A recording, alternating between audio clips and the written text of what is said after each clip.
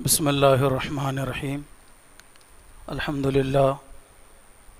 الحمدللہ کفا وسلام علی عباده الذین اصطفى اما بعد فاعوذ باللہ من الشیطان الرجیم بسم اللہ الرحمن الرحیم وَإِذِ ابْتَلَىٰ إِبْرَاهِيمَ رَبُّهُ بِكَلِمَاتٍ فَأَتَمَّهُنَّ قَالَ إِنِّي جَاعِلُكَ لِلنَّاسِ إِمَامًا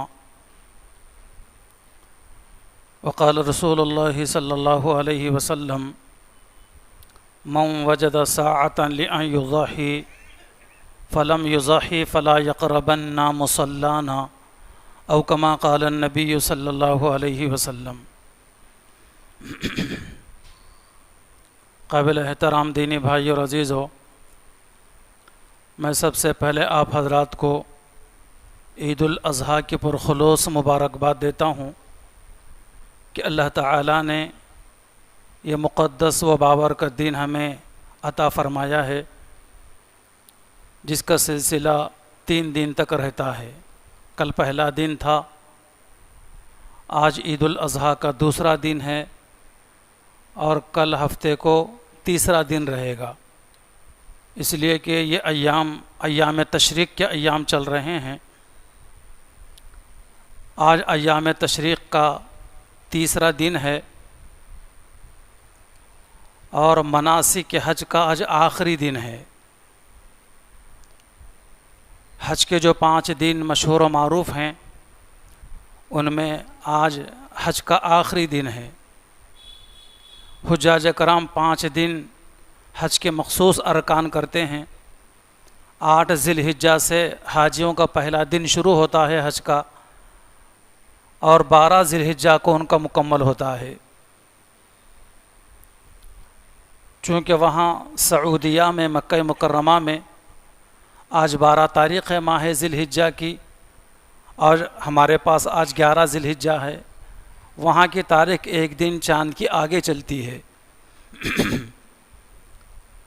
حاجیوں کا پہلا دن وہ اپنے اپنے بلڈنگ سے حج کا احرام باندھ کر 8 تاریخ کو مینا جاتے ہیں۔ یہ حج کا پہلا دن ہوتا ہے، صرف احرام باندھ کر مینا جانا، اور مینا میں دن بھر دعاؤں میں، ذکر و اذکار میں، تلاوت میں، نمازوں میں مصروف رہنا۔ 9 ذی الحجہ جو یوم عرفہ کہلاتا ہے، وہ حاجیوں کے لیے سب سے بڑا دن ہے۔ 9 تاریخ کا مکمل دن گزرنے کے بعد مغرب کے بعد عرفات کے میدان سے نکلتے ہیں مزدلفہ کے لیے، اور رات مزدلفہ میں گزاری جاتی ہے۔ رات مزدلفہ میں گزارنے کے بعد فجر کی نماز مزدلفہ میں پڑھنے کے بعد جب 10 ذی الحجہ طلوع ہوتی ہے تو پھر مینا آنا ہوتا ہے۔ مینا آنے کے بعد مینا سے جمرات پر پہنچ کر پہلے دن صرف ایک بڑے شیطان کو کنکری مارنا ہوتی ہے۔ 10 ذی الحجہ کو حاجیوں کو 4 کام ہوتے ہیں: جمرات پہنچ کر شیطان پر کنکری مارنا، دوسرے قربانی کرنا، تیسرے بال کاٹنا، اور چوتھے یہ ہے کہ مکہ پہنچ کر کعبے کا طواف کرنا۔ یہ 10 ذی الحجہ کو ہوتے ہیں۔ پھر 11 ذی الحجہ کو مینا میں واپس لوٹ کر آنا، اور 11 ذی الحجہ کو پھر تینوں شیطانوں پر کنکریاں مارنا۔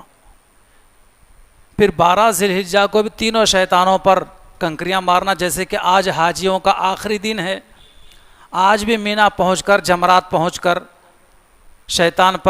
تینوں شیطانوں پر 7 کنکریاں مار کر پھر اپنے بلڈنگ کو واپس لوٹ کر چلے جاتے ہیں۔ گویا کہ آج سرکاری رپورٹ کے مطابق 17 سے 18 لاکھ لوگ حاجی بن گئے ہیں۔ اللہ تعالیٰ ان تمام لوگوں کو حج کی سعادت بہت بہت مبارک کرے۔ یہ سرکاری رپورٹ جس میں کم بتایا جاتا ہے، لیکن تعداد حاجیوں کے بہت زیادہ ہوتی ہے۔ شاید پچھلے جمعہ کے دن میں نے بتلایا تھا کہ ہمارے ملک ہندوستان سے جانے والے حاجیوں کی جو تعداد ہے وہ 1,75,025 حاجی ہمارے ملک سے ہیں۔ پوری دنیا میں مسلم ممالک تو 57 ہیں۔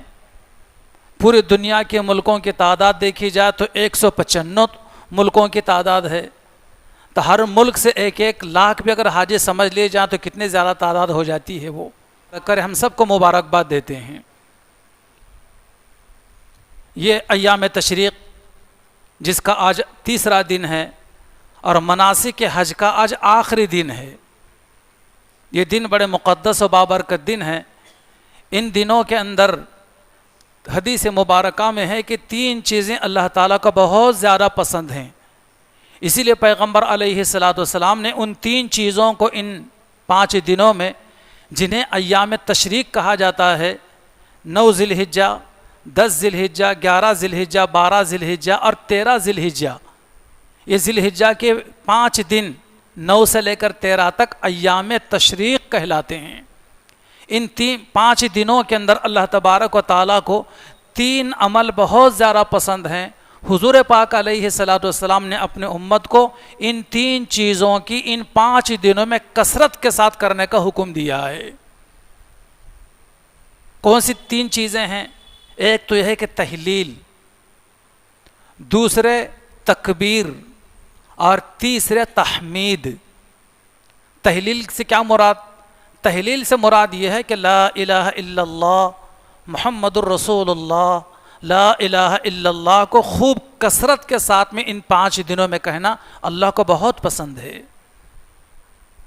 اور دوسرے تکبیر یعنی اللہ اکبر کہنا، جیسے کہ ہر فرض نماز کے بعد تکبیر تشریق ہم کہتے ہی ہیں.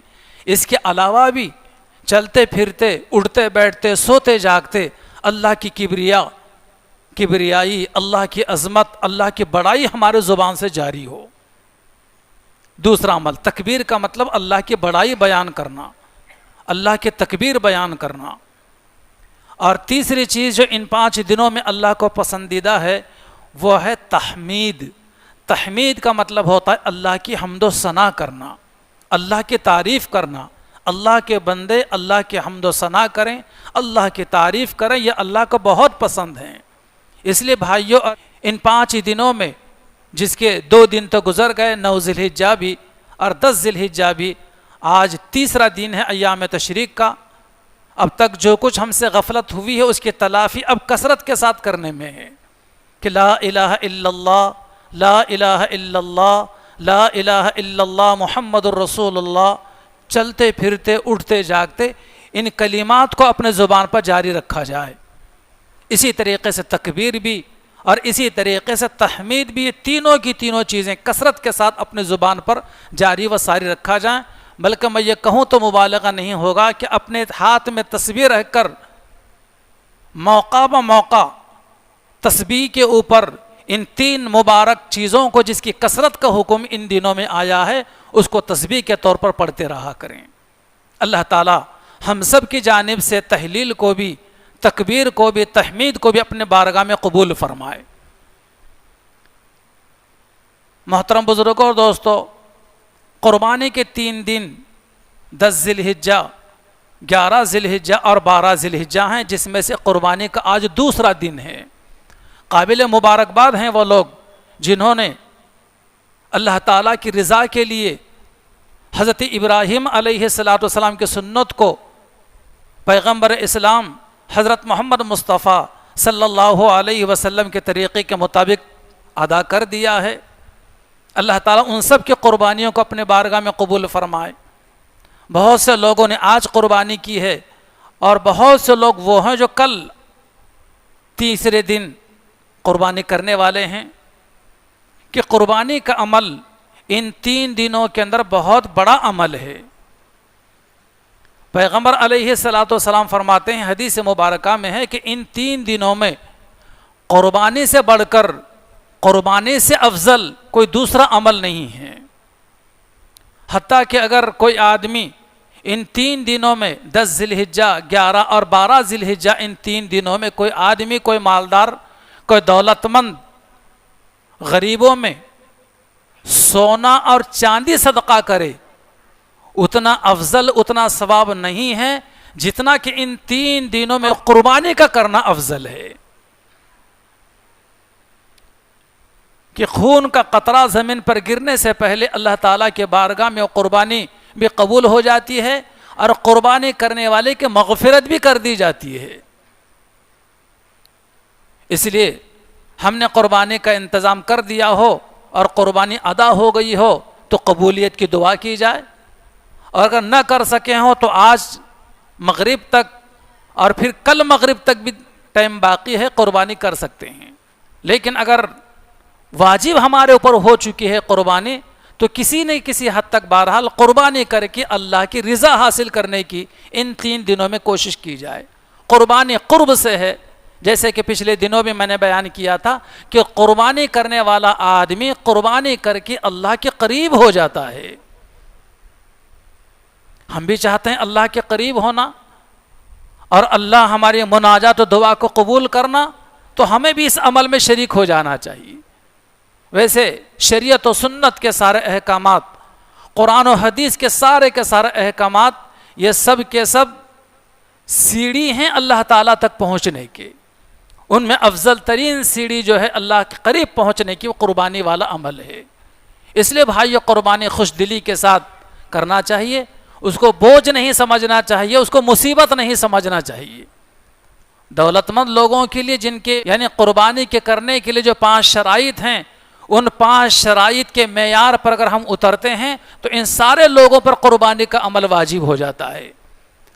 یہ 5 شرائط پائے جاتے ہیں، پھر بھی اگر قربانی نہیں کرتے تو وہ اللہ تعالیٰ کی نگاہوں کے اندر بڑا نافرمان بندہ ہے، اور ایسے بندے کے تعلق سے جو 5 شرائط کے باوجود اور قربانی کی استطاعت اور گنجائش کے ہوتے ہوئے بھی قربانی نہیں کرتا، تو حضور صلی اللہ علیہ وسلم فرمایا کہ ایسا آدمی ہمارے عید کے دن ہمارے عیدگاہ پر تک نہ آئے۔ اللہ تعالی ہماری حفاظت فرمائے۔ محترم بزرگوں اور دوستو، حج اور قربانی، اس میں مرکزی کردار 3 عظیم شخصیات کا ہے، حضرت ابراہیم علیہ السلام، حضرت بی بی ہاجرہ اور حضرت اسماعیل علیہ السلام۔ انہی کے طریقوں کی گویا کہ نقل اتاری جاتی ہے، جو ہمارے لیے اور رہتی دنیا تک کے آنے والے مسلمانوں کے لیے کچھ چیزیں اس میں سے فرض کا درجہ رکھتی ہیں، کچھ واجب کا درجہ رکھتی ہیں، کچھ سنت اور کچھ مستحبات کا درجہ رکھتی ہیں۔ حج اور قربانی میں حضرت ابراہیم علیہ السلام اور بی بی ہاجرہ اور اسماعیل علیہ السلام، ان کے طریقوں کی ایک نقل اتاری جاتی ہے۔ قربانی کرنے والا مسلمان اپنے جانور کی قربانی دے کر عملی طور پر اس بات کا اللہ کے سامنے اظہار کرتا ہے کہ پروردگار، آپ کے حکم پر آج میں آپ کے رضا کے لیے، آپ کے حکم پر میں آج جانور کی قربانی دے رہا ہوں۔ کل اگر اسلام کی حفاظت کے لیے، اسلام کی رکشا کے لیے، اسلام کی سربلندی اور دین کی حفاظت کے لیے اگر میرے جان کی، میرے خون کی بھی ضرورت پڑ جائے تو میں اس کے لیے بھی تیار اور حاضر ہوں۔ یہ عملی طور پہ اس بات کا اظہار ہوتا ہے قربانی کا کرنا۔ اتنا عظیم عمل ہے۔ قرآن مجید کے اندر حضرت ابراہیم علیہ السلام کا تذکرہ اور آپ کا نام نامی، اسم گرامی اور آپ کے واقعات 68 جگہ بیان کیے گئے ہیں۔ قرآن اگرچہ کہ ابراہیم علیہ السلام پر نازل نہیں ہوا، ہمارے نبی پر قرآن نازل ہوا، لیکن پورے قرآن مجید کے اندر 68 مقامات پر حضرت ابراہیم علیہ السلام کا تذکرہ اللہ نے قرآن میں کیا ہے۔ اس سے ان کی عظمت کا اندازہ لگا سکتے ہیں کتنے بڑے پیغمبر ہیں۔ سب سے پہلے پیغمبر حضرت آدم علیہ السلام، اور سب سے آخری پیغمبر ہمارے پیغمبر حضرت محمد مصطفیٰ صلی اللہ علیہ وسلم۔ ان تمام پیغمبروں میں 4 پیغمبر سب سے بڑے کہلاتے ہیں۔ ان 4 پیغمبروں میں سب سے پہلے پیغمبر حضرت ابراہیم علیہ السلام، دوسرے پیغمبر حضرت موسیٰ علیہ السلام، اور تیسرے پیغمبر حضرت عیسیٰ علیہ السلام، اور چوتھے پیغمبر جو بڑے پیغمبر ہیں بلکہ تمام پیغمبروں سے افضل اور تمام پیغمبروں میں سب سے آخری پیغمبر اور قیامت تک کے لیے پیغمبر، وہ ہیں حضرت محمد مصطفیٰ صلی اللہ علیہ وسلم۔ ابراہیم علیہ السلام کی ذات مقدسہ اور ذات بابرکت دنیا کے بڑے بڑے 3 مذاہب کا سرچشمہ ہیں، یہودیت اور عیسائیت اور اسلام۔ ان تینوں مذہبوں کے اندر ابراہیم علیہ السلام کو ایک بڑا اونچا مقام دیا جاتا ہے۔ یہودی کہا کرتے ہیں، یہودی موسیٰ علیہ السلام کی قوم کو کہا جاتا ہے، وہ کہتے ہیں کہ موسیٰ، حضرت ابراہیم علیہ السلام یہودی تھے، اور حضرت عیسیٰ علیہ السلام کی قوم عیسائی نصرانی وہ لوگ کہتے ہیں کہ نہیں، ابراہیم علیہ السلام تو ہم میں سے تھے۔ اللہ تعالیٰ قرآن مجید میں اعلان فرماتے ہیں کہ لوگوں، ما کان ابراہیم یہودیا ولا نصرانیا ولکن کان حنیفا مسلما۔ اے یہودیوں، ارے اے نصرانیوں، عیسائیوں، تمہارے زمانے میں ابراہیم کہاں تھے؟ نہ یہودیوں کے زمانے میں موسیٰ علیہ السلام کے زمانے میں ابراہیم تھے، اور نہ عیسائیوں کے زمانے میں عیسیٰ علیہ السلام کے زمانے میں ابراہیم تھے، بلکہ ان دونوں پیغمبروں کے زمانے سے بہت پہلے کا زمانہ ہے تو ابراہیم علیہ السلام کا۔ تم یہ جھوٹا دعویٰ کہاں کرتے ہو کہ ابراہیم ہم میں سے تھے؟ قرآن نے اعلان کیا کہ نہ ابراہیم یہودی تھے، نہ یہودیوں میں سے تھے، نہ ابراہیم علیہ السلام عیسائی تھے، نہ عیسائیوں میں سے تھے، بلکہ وہ ایک موحد توحید پرست پیغمبر تھے۔ وہ ما کان ابراہیم یہودیا ولا نصرانیا ولکن کان حنیفا مسلما، وہ ایک توحید پرست مسلمان تھے حضرت ابراہیم علیہ السلام۔ مختلف دور آئے ہیں ابراہیم علیہ السلام کی آزمائش کے، جس قدر اللہ تبارک و تعالی نے ابراہیم علیہ السلام کو امتحانات سے گزارا ہے، آزمائشوں سے گزارا ہے، دوسرے کسی پیغمبر کو اتنا آزمائشوں اور امتحانات سے نہیں گزارا گیا۔ ابراہیم علیہ السلام ایسے گھرانے میں پیدا ہوئے ہیں اور ایسے زمانے میں پیدا ہوئے ہیں کہ جس زمانے کے اندر لوگوں میں بت پرستی کا بڑا عام رواج تھا، اور خاص طور پر ابراہیم علیہ السلام کی جو قوم تھی وہ قوم ستاروں کو پوجنے والی تھی، وہ چاند اور ستاروں کی پوجا پرستش کیا کرتی تھی۔ خود ابراہیم علیہ السلام کے والد آزر وہ خود اپنے ہاتھوں سے بت بنایا بھی کرتے تھے اور بازاروں میں لے جا کر بیچا بھی کرتے تھے، بت ساز بھی تھے اور بت فروش بھی تھے۔ اللہ تبارک و تعالیٰ نے بڑھاپے کی عمر میں تقریباً 80 یا 84 سال کی عمر کے اندر ابراہیم علیہ السلام کو اولاد عطا فرمائی۔ پھر حکم اللہ تعالیٰ کا یہ آتا ہے کہ ابراہیم، جو تمہاری بیوی ہے، جو تمہارا بچہ ہے، اس کو بے آب و گیا جنگل کے اندر، غیر ذی زرع جنگل کے اندر، پہاڑوں کے اندر چھوڑ کر آ جاؤ۔ اللہ کا حکم تھا ابراہیم علیہ السلام کو۔ ابراہیم علیہ السلام اپنی بیوی ہاجرہ اور ننھے اسماعیل کو لے جا کر اس جنگل میں چھوڑ کر آتے ہیں، جس جنگل میں، جن پہاڑوں کے علاقے میں آج اللہ کا بابرکت گھر خانہ کعبہ بنا ہوا ہے۔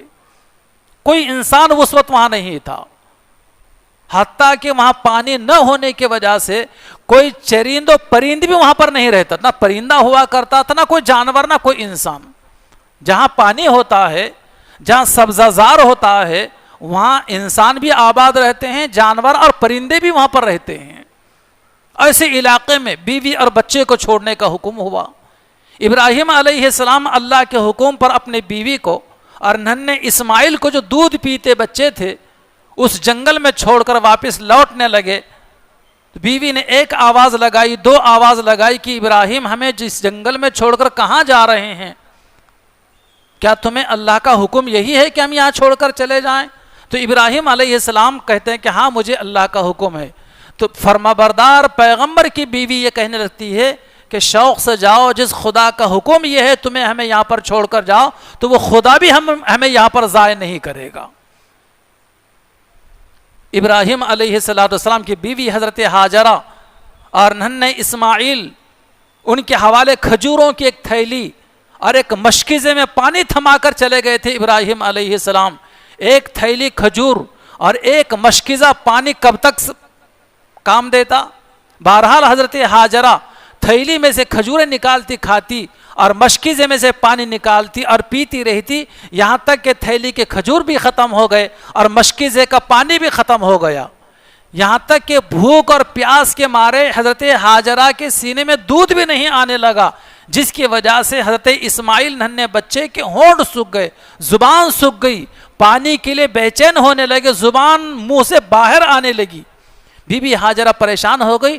ایک پتھر کے سائے میں حضرت ابراہیم علیہ السلام کو لٹایا اور یہ کہتے ہوئے گئی کہ میں اس پہاڑی پر جا کر دیکھتی ہوں، چاہے وہاں شاید وہاں سے کوئی انسان نظر آئے یا پانی کا کوئی مقام نظر آئے، تو وہاں سے میں پانی لے کر میں میرے بچے کی زبان پر چند قطرے پانی میں ٹپکاؤں گی۔ صفا پہاڑی پر جاتی، کوئی نظر نہیں آتا، دوڑ کر وہاں آتی، پتھر کے سائے میں بچے کے سر پہ ہاتھ پھیرتی، چہرے پر ہاتھ پھیرتی، پھر بچے کی حالت پیاس کے دیکھ کر پھر کبھی مروہ پہاڑی پر جاتی،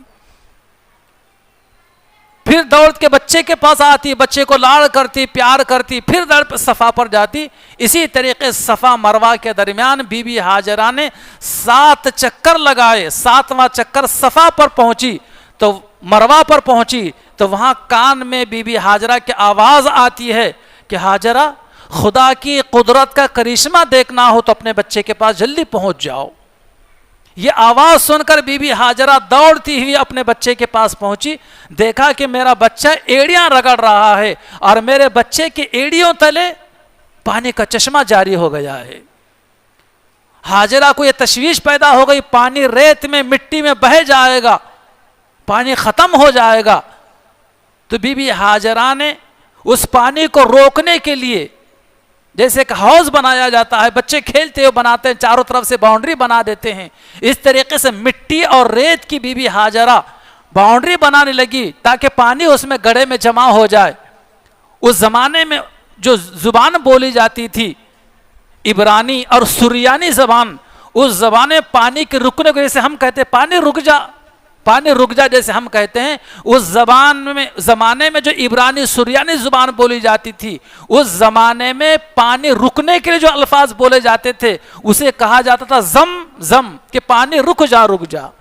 بی بی ہاجرہ کے زبان سے نکلے ہوئے تاریخی الفاظ پوری رہتی دنیا تک زبانوں پر استعمال ہوں گے، اور وہ اسماعیل علیہ السلام کے پیروں تلے نکلا ہوا چشمہ، جسے آج بھی زمزم کہا جاتا ہے، قیامت تک زمزم کہا جائے گا۔ پیغمبر علیہ السلام فرماتے ہیں کہ ماء زمزم علی وجہ الارض خیر مائن، کہ روئے زمین کے اوپر سب سے بہترین پانی اگر کوئی ہے تو زمزم کا پانی ہے، جس میں اللہ تبارک و تعالیٰ نے 3 چیزیں رکھی ہیں۔ بھوکا پیے تو بھوک مٹ جاتی ہے، پیاسا پیے تو پیاس بجھ جاتی ہے، بیمار پیے تو شفا ہو جاتی ہے۔ ہر حج اور عمرے کو جانے والا آدمی تبرک کے طور پر وہاں سے یہ زمزم کا پانی لے کر آتا ہے، اور کسی عام انسان کو چند قطرے بھی اگر زمزم کے پانی میسر ہو جائیں، مل جائیں، تو وہ اپنی سعادت سمجھ کر اس کو بڑے عزت و احترام سے نوش کرتا ہے، پیتا ہے۔ تو آج حج عمرہ کرنے والے کے لیے، ہر حاجی کے لیے، ہر عمرہ کرنے والے کے لیے حضرت ہاجرہ کی نقل اتارنے کے لیے صفا مروہ دونوں پہاڑیوں کے درمیان دوڑنا واجب ہو جاتا ہے، اور اگر نہیں دوڑیں گے تو نہ حج کرنے والے کا حج ہوگا، نہ عمرہ کرنے والے کو عمرہ ہوگا۔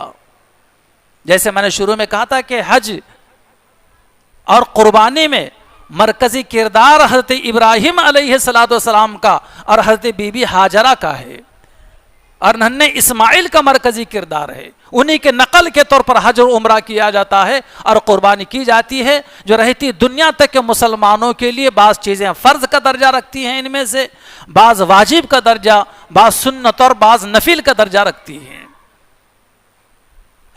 اور پھر اسماعیل علیہ السلام جب باپ کے ساتھ چلنے پھرنے کے قابل ہو گئے تو اللہ تبارک و تعالیٰ کا حکم، اور آخری آزمائش آتی ابراہیم علیہ السلام پر، سب سے بڑی آزمائش آتی کہ ابراہیم، جو تمہارا بچہ ہے، جو بڑھاپے کا تمہارا سہارا ہے، اب اس بچے کو ہمارے راہ میں قربان کر دو۔ یا بنی انی ارا فی المنام انی اذبحک فانظر ماذا تری، اے بیٹے میں خواب میں دیکھ رہا ہوں تمہیں کہ میں تم کو ذبح کر رہا ہوں، اس سلسلے میں تمہاری کیا رائے ہے؟ تو ننھے اسماعیل وہ بھی آگے چل کے پیغمبر ہونے والے تھے، تو انہوں نے والد سے کہا ابراہیم علیہ السلام سے کہ یا ابت فعل ما تؤمر ستجدونی انشاء اللہ من الصابرین، کہ ابا حضور جس چیز کا اللہ پاک آپ کو حکم دے رہے ہیں آپ اس کو کر گزریے، انشاءاللہ آپ مجھے قربان کریں گے، مجھے ذبح کریں گے تو میں کوئی بے چین نہیں ہوں گا، پریشان نہیں ہوں گا، روؤں گا، چلاؤں گا نہیں، بلکہ جیسے عام اللہ کے بندوں نے ہر زمانے میں صبر کیا ہے آپ بھی مجھے صبر کرنے والوں میں سے پائیں گے۔ اس حکم پر ابراہیم علیہ السلام اپنے اس اجازت پر اور اس رضامندی پر ابراہیم علیہ السلام اپنے بیٹے اسماعیل کو لے کر مینا کی طرف روانہ ہوتے ہیں قربان کرنے کے لیے، بیٹے کو ذبح کرنے کے لیے۔ اتنا عظیم عمل شیطان کو کہاں دیکھا جا سکتا تھا؟ شیطان ابراہیم علیہ السلام کی بیوی کے پاس ہاجرہ کے پاس آتا ہے کہ ہاجرہ تمہارے شوہر ابراہیم کہاں ہیں اور تمہارا بیٹا اسماعیل کہاں ہیں؟ تو ہاجرہ کہتی ہے کسی ضرورت سے دونوں باپ بیٹے مل کر جنگل گئے ہیں، آئیں گے تھوڑی دیر میں۔ شیطان کہتا ہے کہ ہاجرہ تم کس خوش فہمی میں ہو؟ تمہارے شوہر ابراہیم تمہارے بیٹے جو تمہارا سہارا ہے اس کو ذبح کرنے کے لے جا رہے ہیں۔ ہاجرہ کہتی ہے تم کیسی بات کرتے ہو؟ کوئی باپ اپنے بیٹے کو تھوڑی ذبح کرتا ہے۔ شیطان کہتا ہے کہ ہاں ہاجرہ، ابراہیم کہتے ہیں کہ مجھے خدا کا حکم ہے۔